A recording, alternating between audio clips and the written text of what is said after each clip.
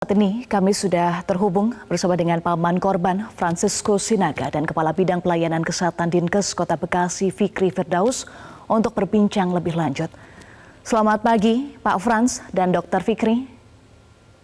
Selamat pagi. Selamat pagi Mbak. Ya, dengan Eva di studio, sebelumnya kami mengucapkan duka mendalam Pak Franciscus untuk pihak keluarga Alvaro.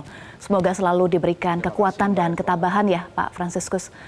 Pak Franciscus, rencananya Alvaro akan dimakamkan hari ini ya, pukul 12 siang, betul Pak Franciscus? Bagaimana persiapan jelang pemakaman Alvaro? Betul Mbak Eva, sekarang kami sedang persiapan sebelum nanti ada ibadah tutup peti, ada acara keluarga dulu karena Alvaro mamanya Boru Sinaga, jadi akan ada acara dari tulang, penyampaian ulos, acara adat. Baik, mohon maaf kami mengganggu di tengah situasi atau keadaannya berkabung, tapi kami ingin konfirmasi sebelumnya, Pak Franciscus, pihak keluarga menuntut adanya hak informasi atas meninggalnya Alvaro. Apakah hak keluarga untuk memperoleh informasi secara transparan sudah diberikan oleh pihak rumah sakit?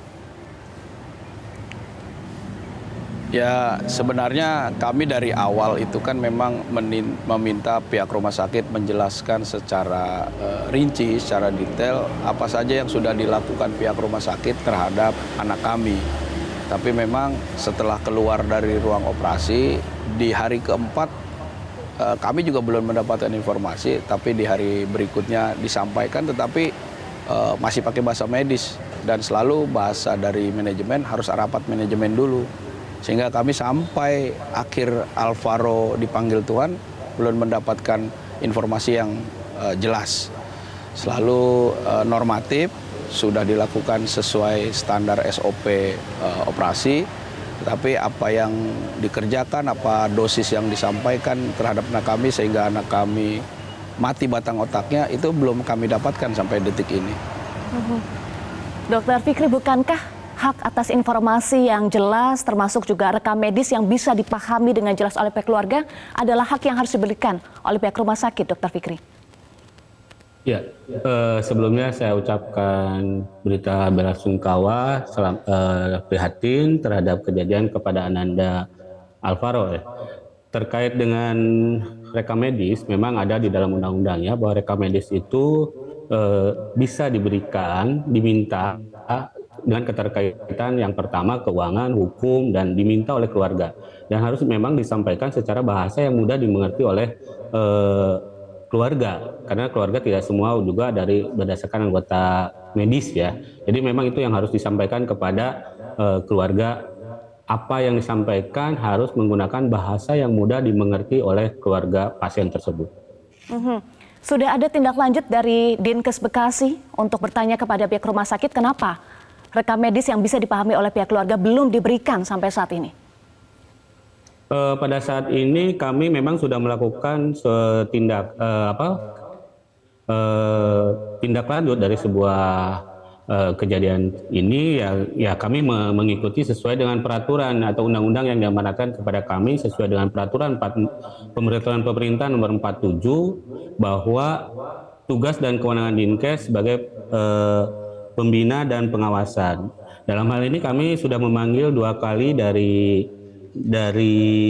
pihak rumah sakit terkait hal tersebut dan kita sudah sampaikan dan memberikan arahan kalau misalnya hari Jumat kami menyampaikan juga kepada pihak rumah sakit untuk memberikan sejelas-jelasnya kepada pihak pasien apa yang sudah dilakukan oleh rumah sakit dan apa yang akan dilakukan oleh rumah sakit, termasuk kami juga memberikan apa yang harus dibutuhkan sehingga Dinkes akan mempercepat proses penanganan untuk Ananda Alvaro tersebut. Jadi dalam hal ini kami juga menegaskan karena kami tidak ada di lapangan seperti apa. Kalau keluarga pasien kan sama ya, pihak rumah sakit sama selalu menyampaikan bahwa kami sudah melakukan family meeting ya. Tapi hal ini nanti kami akan melakukan investigasi terhadap hal tersebut. Yang tim itu sendiri sudah dibentuk kemarin tanggal 3 yang isinya ada dari profesi, ada dari rumah sakit, bukan rumah sakit ya, asosiasi rumah sakit, Dinkes, dan ahli dari dokter-dokter yang akan menentukan apakah ini sebuah kejadian yang sampai di kelalaian atau lain sebagainya.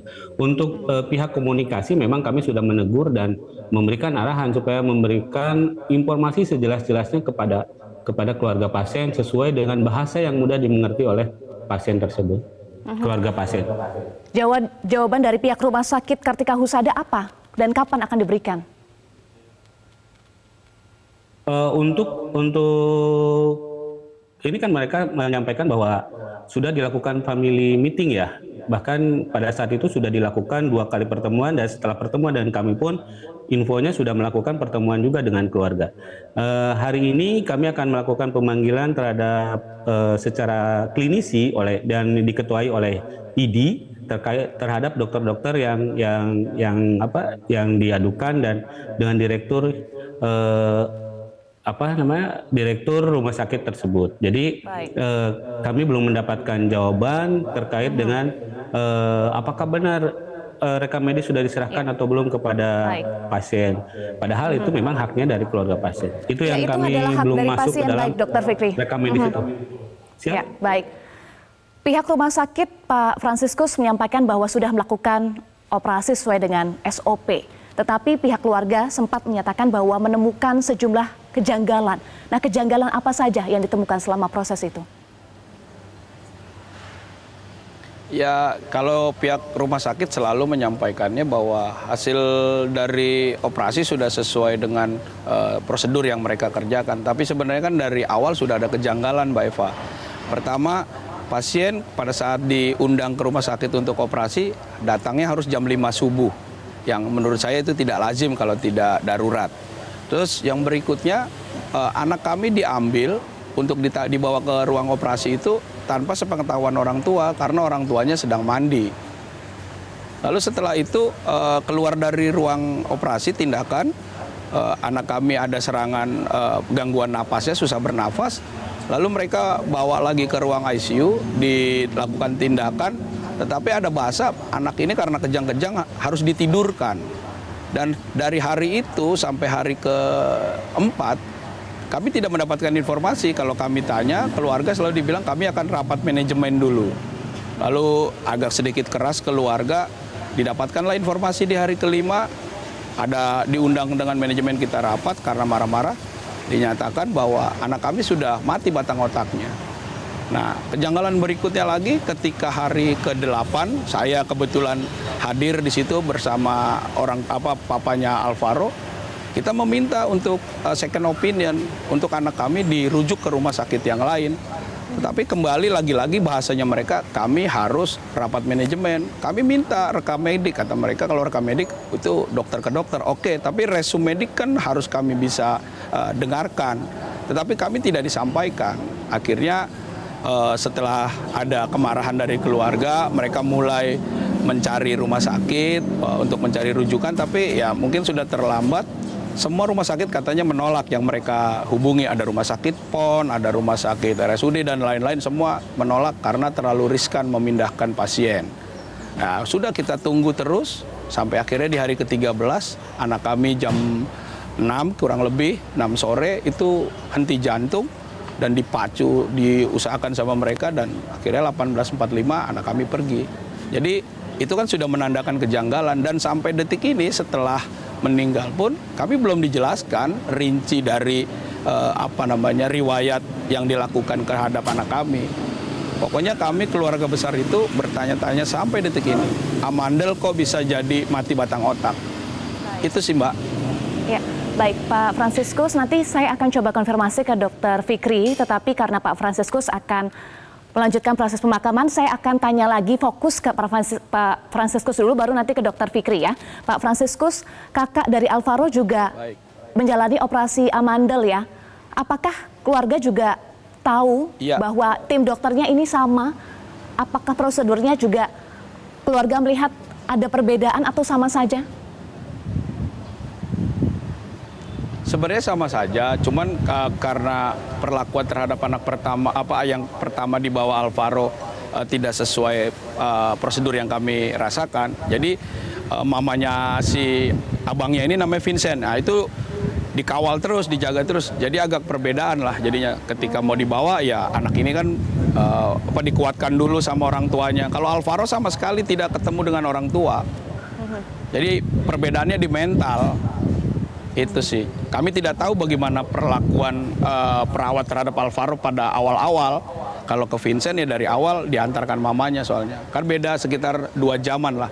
Setelah dilakukan operasi kepada Alvaro baru Vincent dibawa masuk. Baik, pihak keluarga juga sudah menempuh langkah hukum ya Pak Fransiskus. Perkembangannya bagaimana saat ini? Saat ini kami belum mau masuk ke topik itu dulu karena kami mau fokus menghantarkan anak kami ke pemakaman, ke tempat peristirahatannya. Tapi setelah ini baru kami diskusi. Kalau mengikuti emosi atau perasaan dari keluarga besar, semua meminta ini harus dapat keadilan keluarga kami dan ya harus dituntut lah rumah sakit sepertinya seperti itu. Tapi belum ada hal yang spesifik yang bisa saya sampaikan karena kami sepakat membicarakan itu setelah pemakaman. Baik. Begitu Mbak. Baik. Terima kasih Paman korban Fransiskus Sinaga sudah bergabung bersama kami dan sekali lagi kami sampaikan duka mendalam atas berpulangnya Alvaro ke pangkuan Tuhan. Terima kasih sekali lagi Pak Fransiskus. Pemirsa, kita harus jeda dulu. Usai jeda kami masih akan lanjutkan perbincangan bersama dengan Kabid Pelayanan Kesehatan Dinkes Bekasi Fikri Firdaus. Usai jeda tetaplah bersama kami di Selamat Pagi Indonesia. Jelajahi cara baru mendapatkan informasi. Download Metro TV Extend sekarang.